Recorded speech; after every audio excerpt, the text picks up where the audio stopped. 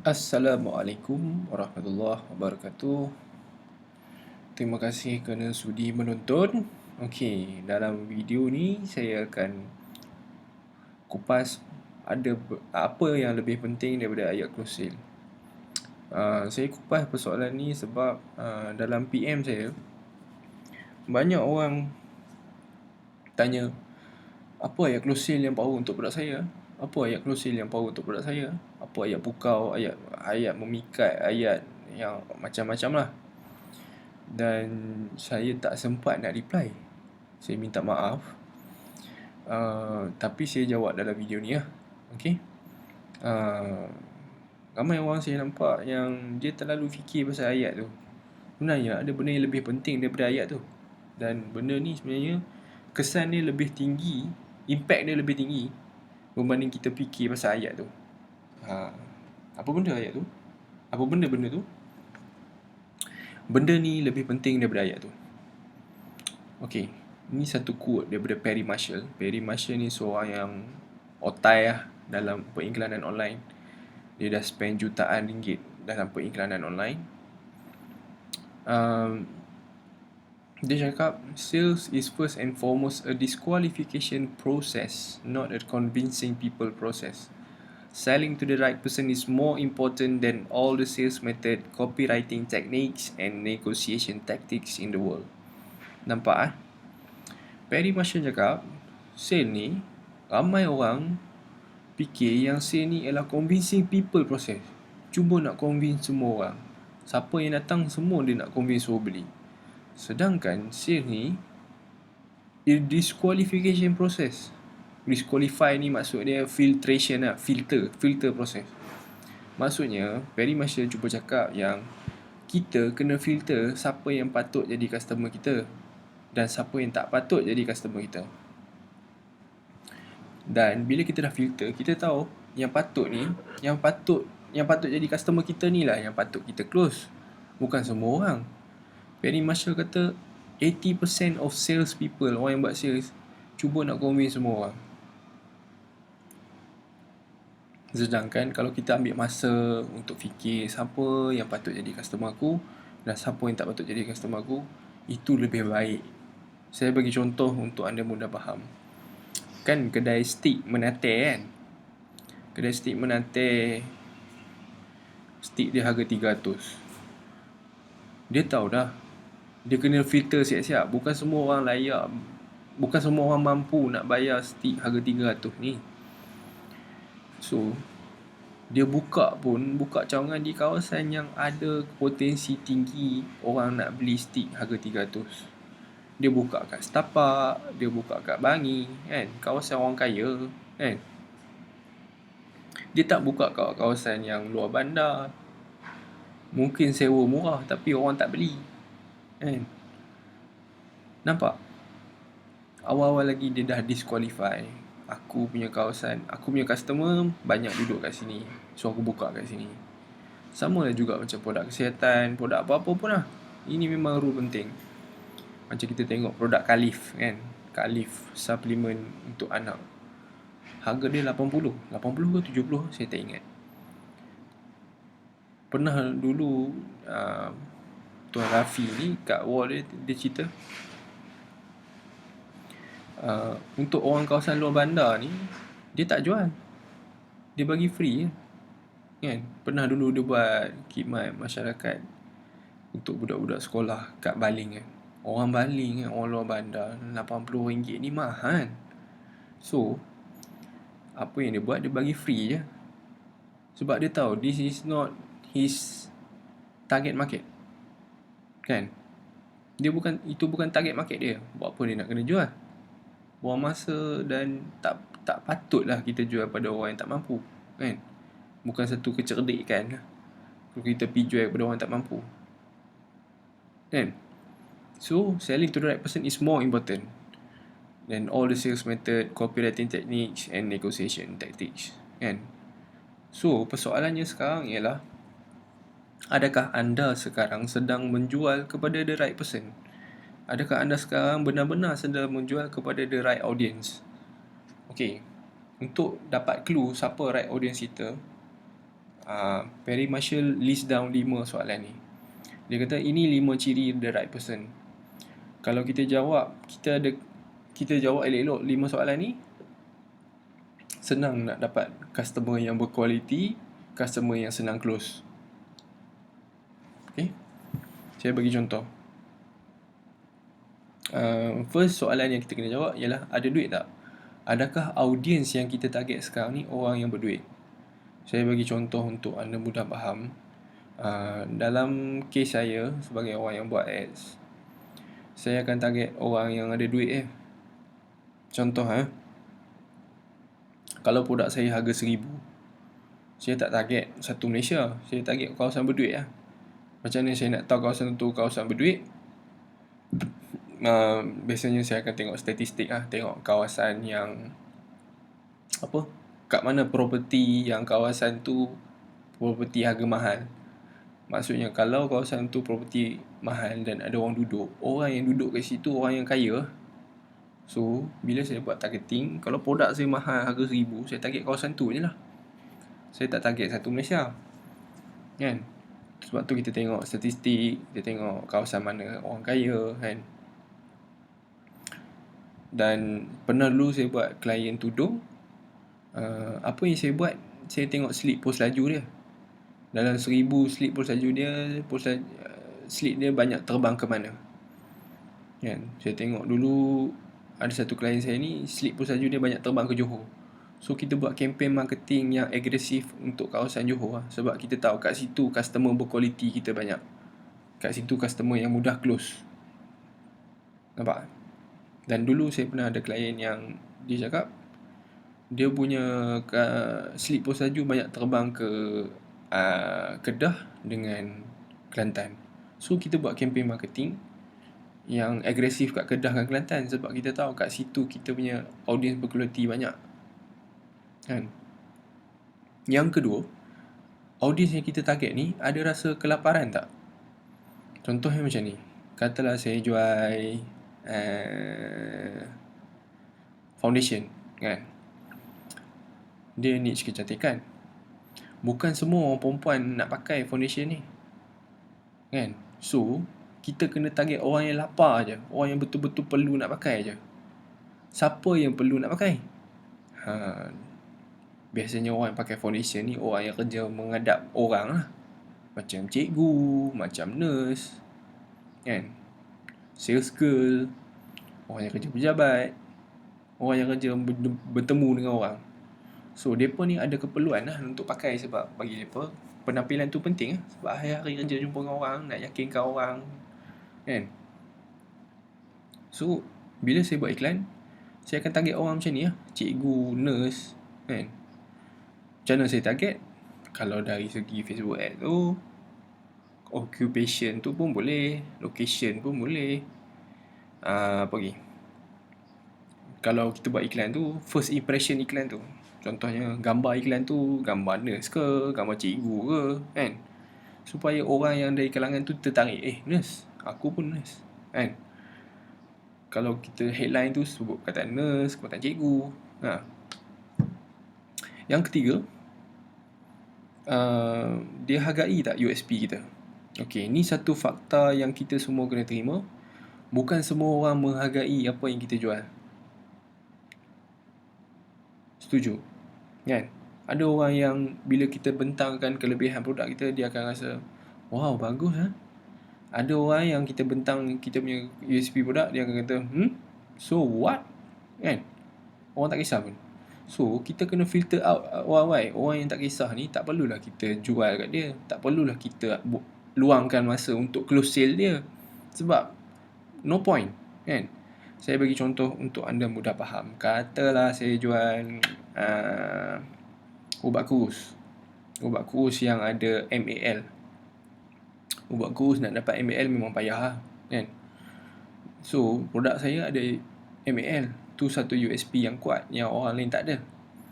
So bila saya buat iklan, first impression iklan tu, contohnya pada gambar ke, ataupun pada bahagian iklan yang tag, kan? Bila kita type teks iklan tu, kan, Kan bila iklan tu panjang, dia akan keluar see more kan. See more ke continue reading, saya tak ingat. Saya akan sebut USP ni sebelum see more. Sebab saya nak filter. Kalau iklan tu muncul kat orang yang menghargai USP MAL, sebelum see more, dia baca bila iklan ni muncul kat wall dia, dia akan berhenti dan dia akan klik see more untuk baca sampai habis. Sebab benda tu menarik minat dia. USP tu dia hargai. Dia hargai USP MAL number tu.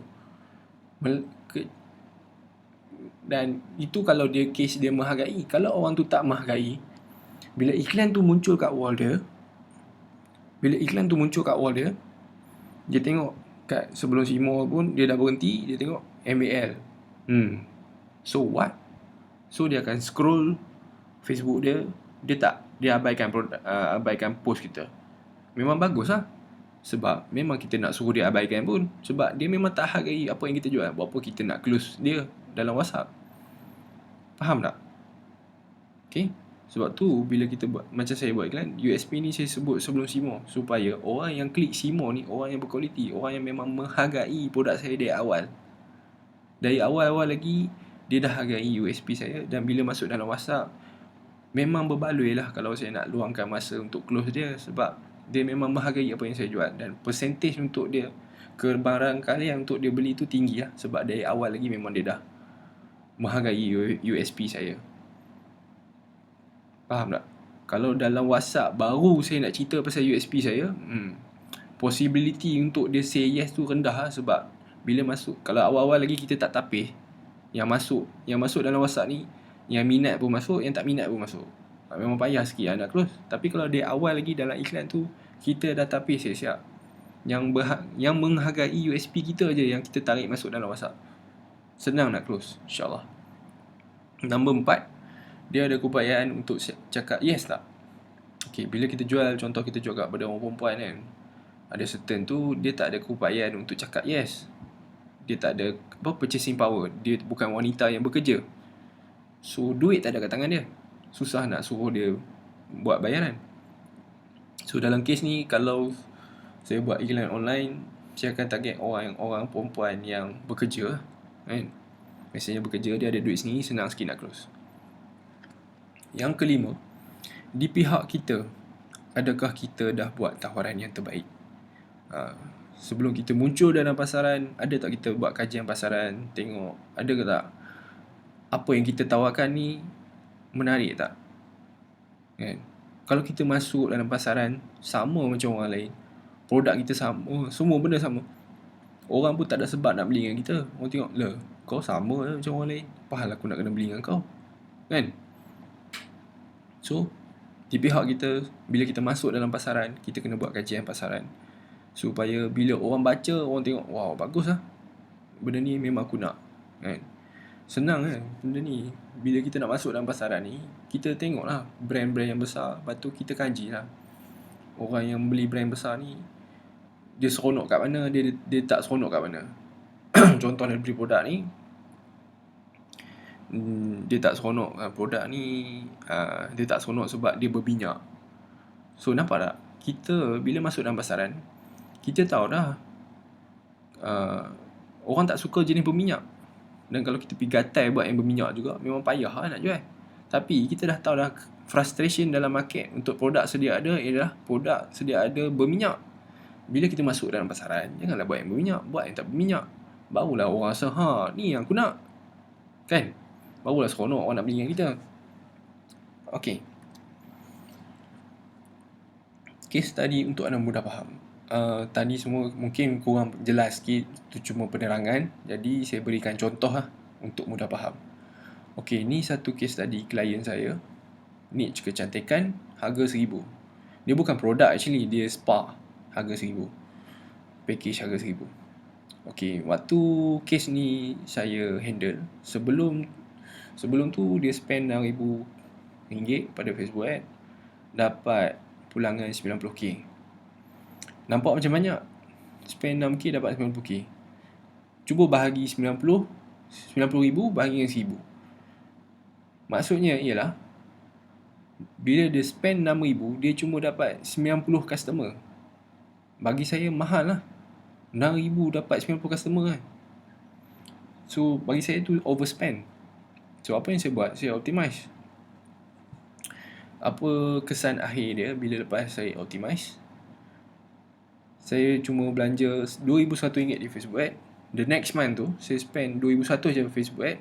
Kita dapat pulangan 160k. Nampak tak? Bulan sebelumnya 6k dapat 90k. Ini 2,100 dapat 160k. Kos iklan turun, pulangan berganda. Apa yang saya buat? Saya buat benda tadi lah. Okay. Apa yang saya buat untuk klien saya tu ialah, bila saya jumpa dia, saya tanya, dalam banyak-banyak customer yang datang ni, siapa satu customer yang cik rasa senang gila close, dan cik bila dia keluar daripada pintu tu, cik rasa, kalau lah tiap-tiap hari dapat customer macam ni. Nampak tak? Saya sedang identify siapa dia punya dream customer, siapa dia punya the right person untuk produk tu. Orang yang senang close, orang yang kalau dia main hari-hari memang kita seronok kan, orang yang tak cerewet, orang banyak duit. Saya tanya soalan tu, yang datang spa ni, siapa yang datang spa ni yang senang close, yang cik rasa hari-hari nak jumpa customer macam ni. Dia pun cerita, ada hari tu satu orang makcik ni, kebanyakan dia cakap macam ni lah, kebanyakan orang yang senang close ni orang yang umur sekian-sekian. Dia orang ni datang dengan kereta sekian-sekian, pakai handbag sekian-sekian, lepas tu apa benda, duduk kat kawasan sekian-sekian. Nampak tak? Saya nak tahu dia punya umur dengan location, sebab nak menjawab soalan ni, ada duit tak ni, supaya bila saya nak buat targeting kat Facebook saya target kawasan tu je lah, umur tu je lah. Sebab saya tahu daripada data yang dia bagi, orang jenis ni banyak duit kan. So dia bagi tahu lokasi sekian-sekian, umur sekian-sekian. The next step, saya tanya dia,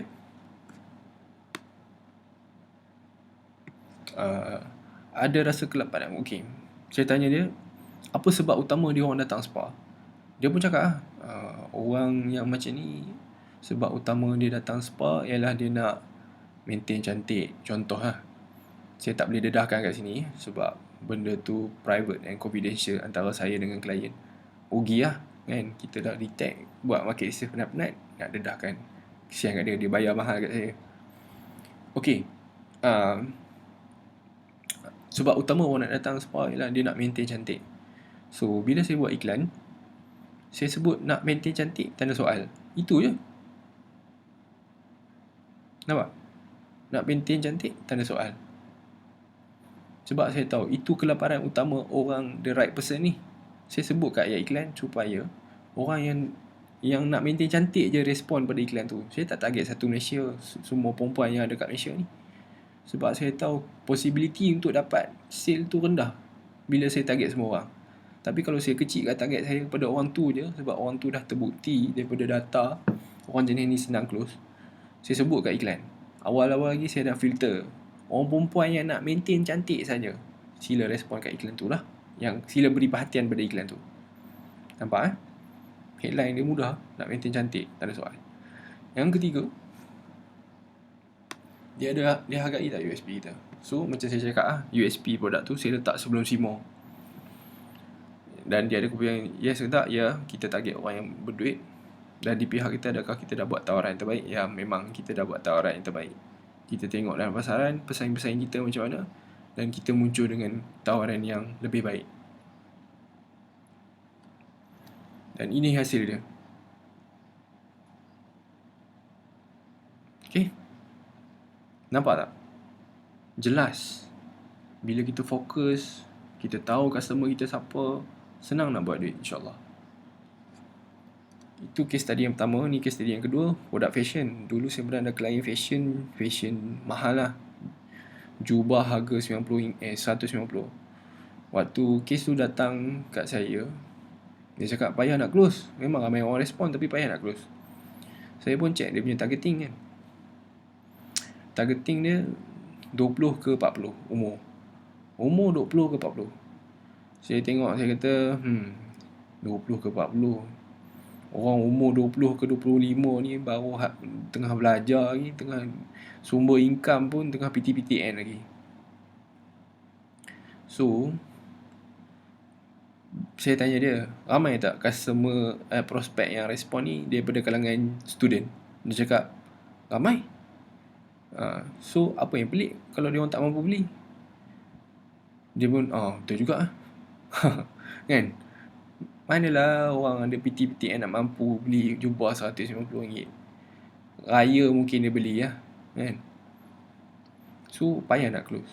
So, apa yang saya buat untuk klien ni, saya tak ubah apa pun. Saya tak sempat ambil dia jadi klien pun. Saya cakap, ubah targeting, ubah umur. Itu Dan lepas tu, Alhamdulillah, senang close. Nampak 5 benda ni lebih penting daripada kita fikir pasal ayat. Ayat tu penting, saya setuju. Tapi, kalau anda jawab soalan 5 soalan ni, insya-Allah lebih mudah untuk anda buat duit. Lebih mudah untuk anda dapat pelanggan. Okay? Terima kasih banyak kerana menonton. Saya mohon maaf kalau ada apa-apa terkasar bahasa. Ini cuma kaedah saya. Ini yang saya praktikkan. Saya tidak menidakkan kaedah-kaedah lain. Lain orang, lain pandangan. Lain orang, lain pengalaman. Dan saya tidak menidakkan pandangan-pandangan lain. Ini cuma salah satu kaedah daripada berbagai-bagai kaedah. Saya tak kata saya seorang betul.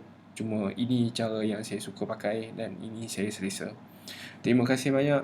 Semoga kita berjumpa dalam video seterusnya esok. Assalamualaikum.